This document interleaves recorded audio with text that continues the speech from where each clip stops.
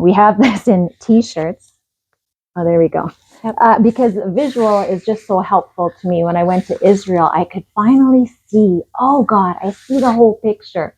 There's always a beginning and an end of a story, like I said. And the story actually started with his people. And red is the color of the Indigenous peoples. And like I said, they are the Indigenous peoples of that land. The gospel started with them. Jesus came to that land. And in fact, he said, I have come for the lost sheep of the house of Israel. This is who he came for. But he knew that out of them, the gospel was going to go out to the nations. And so there was a remnant that believed. The gospel started there. And here's the beginning of the arrow. And it went to all the nations of the world. It went to the yellow people, the Asian people, the black people, the Caucasian people. But it has to return. This is the end of that arrow. It is returning back to the Indigenous people of Israel. This is the part that we're in this full plan of redemption. We're nearing the end. And Jesus said to the Sanhedrin, to the leaders of the day, he said, you will not see me again. He said, until you say, Baruch haba b'shem Adonai. And what that means is, blessed is he who comes in the name of the Lord. So in fact, he's saying that when you say that I am the Messiah, only then will I return. And of course, Jesus has to return before the full redemption of the world, before we come back to that place of Eden, before we come back to the new heaven and the new earth that shall be created once again on the earth. And so this is where we're at here. And so in the center here, it also says in the word that God blinded the eyes of the Jewish people for a time. And why? So that the Gentiles could be brought into the family of God.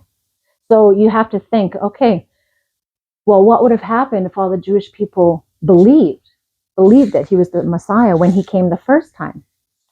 Then they wouldn't have killed him. He would not have been the Passover lamb. Our sins would not have been forgiven.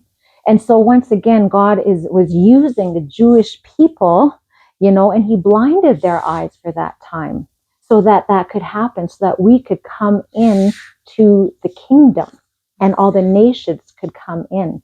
But he says that the other part is until the fullness of the Gentiles come in. There's a number of untils before Jesus returns, and so, this is kind of this picture right here. When we understand, this is part of the fullness of the Gentiles, the fullness of our understanding of God's plan.